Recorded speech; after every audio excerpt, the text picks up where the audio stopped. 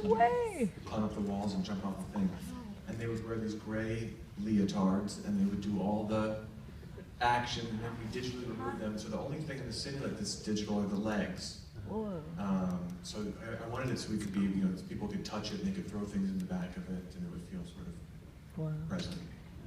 What is that machine from? It's really, So the near future concept, how did you develop that? Well, initially I was sort of interested. The water part of the movie was stuff that I was sort of inspired by from reality. When I started writing this, there were two things in particular. There's a story about in Yemen about moving the capital because they're going to run out of water, which they may do in the next 10 years. I don't know how to do that exactly. Another was a story in Chile.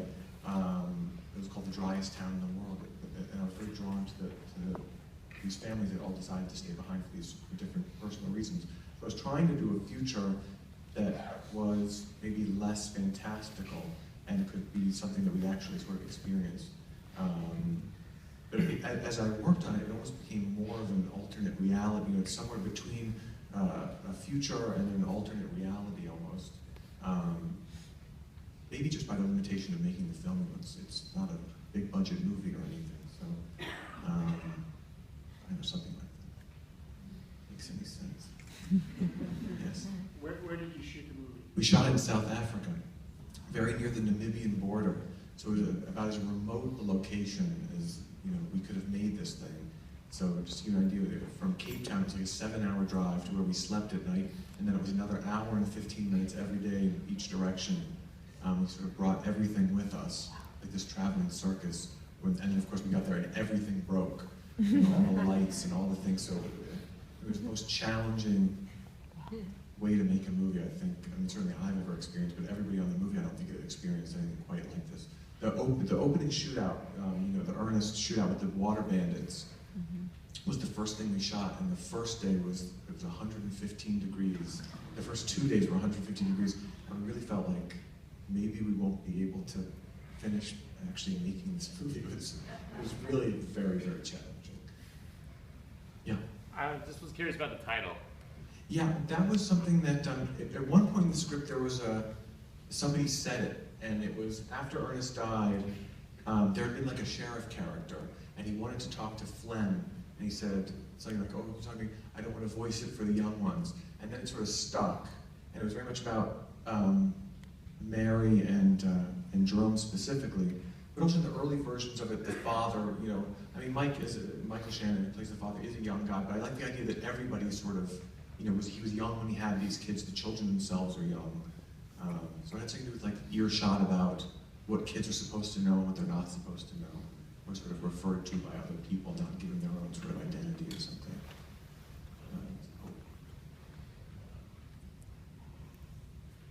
Oh yes? What motivated you to break up with chapter titles? So a big thing that inspired the movie, aside from those articles, the water articles, were the S.E. Hinton books, The Outsiders and Rumblefish and those things. And while I was writing, I reread those.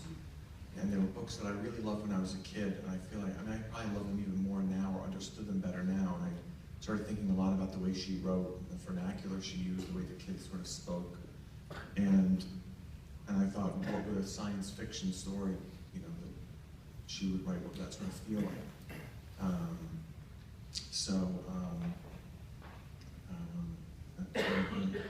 What was the rest of the question? I'm sorry. Just like, Oh, the chapters. I'm so sorry. Yes. So it had that sort of short novella.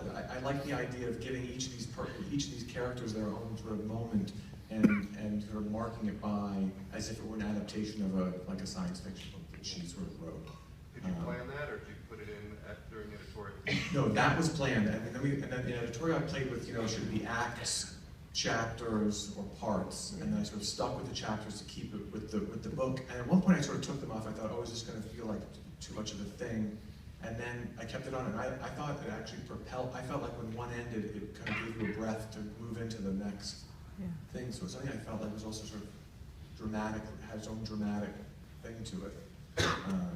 So that was sort of sorry. So I'm not a good public speaker, so I get nervous and I just forget. Yes. Can you discuss your decision to create this sort of, I don't know how to say it, but two different worlds colliding. You chose to use 40s and 50s kind of audio imagery. Yeah. The audio specifically was something that sort of developed. I started thinking about, everything we operate now is becoming digital.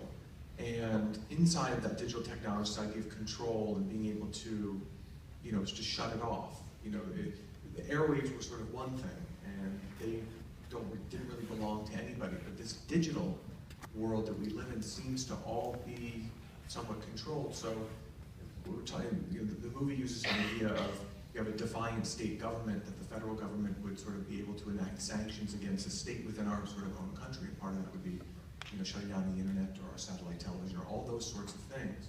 So the world sort of reverts back to that sort of ham radio, these 10-meter radio systems. And the media inside of that, I just thought that should be stuff that's sort of in the public domain. So at the point where the movie sort of takes place, that a lot of that stuff is sort of essentially free. So it's the Burns and Allen radio shows, and it's that, a lot of that country music would not be owned by anybody. That was sort of some of the thinking behind that. And so it gives it, also it just highlights the regressive, this idea of regressive future. So, Very yeah. good. Yeah, I wanted to ask, so for the score, which was really, really beautiful, I want to know about some of the instrumentation choices that really created this world.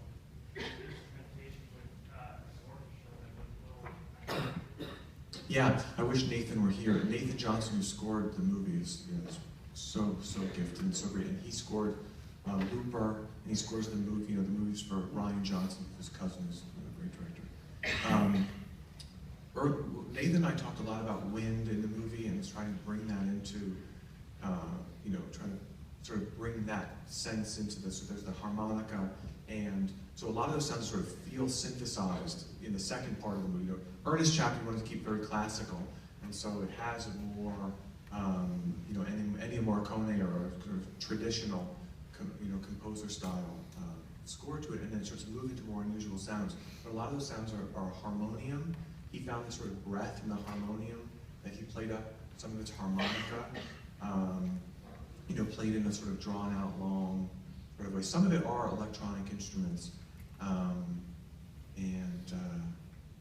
I wish he were here because there were so many that he would be able to do this so much better than I would. There are lots of unusual small things he used. Oh, that sort of ringing, that sound is a marxophone, which is like a metal, almost like a metal finger that drops on the strings. And then that one was just sort of like we were thinking of like rusty doors that would just sort of blow in the wind. So you had that sort of hitting against something, sort of thing. But he came up with most of the stuff. Okay, two more. Up here? Were there any scenes you shot for the movie that you really liked but ended up having to cut? Yes. There are only, I think, two wholesale scenes that are not in it. One is there's a bonfire scene with all of their friends. There was a sort of more like background of these teenagers, these feral kids, and Elle and Nick have the scene by a fireplace. There's not really any dialogue. Nick says, who plays Flem, says something to her. It was Elle's very emotional in it, and that was, I don't know, maybe there was one of them, I can't remember what it is now. All right. Yes? When you say a small budget, what does that really mean? Well, I guess by the way, I don't totally know the entire number at this point. Producer probably talking about that. I don't know, I probably shouldn't talk about that. That sort of stuff. Yes, let me do one more. Yeah, as a writer-director, I'm always curious how different the film is. When you're writing it, you're obviously watching the film. Tell us a little bit about how different or how similar the film ended up through your writing process. So for me, the writing is, maybe even the bulk of the aside from the actor's part, is probably the bulk of the directing. It's really where you sort of start to figure out, what you want it to look like and how you want it to be. And so by the time we get there, and then there's the writing, and I storyboard a lot of the stuff too. So by the time we get there, at least from a technical side and like what's in my head, I have a pretty good idea of what I want to try to accomplish. But then there's this funny thing that sort of just takes over, where it's like suddenly the movie just, like you shoot the first two shots, I do at least, the first two shots, and it's going to be that thing. Like it's going to be however those two shots were. Just feels like that's the way the whole movie is going to sort of be. So for me, I have to have a lot of preparation because I can get very nervous and sort of talk myself out of stuff. So the writing in a way is almost like a building blueprint for just so the building will sort of stand up and not really fall down. So they're really maybe wanting the writing part and the actual like on-set directing. You know, the on-set directing really just comes about the actors because John shot the movie, the cinematographer, and I was sort of worked out a lot of this stuff, and I try to be sort of maybe less involved and really just try to concentrate on being around for the actors and not too distracted by technical stuff. Combination with script and getting that stuff all squared away before we start is really helpful.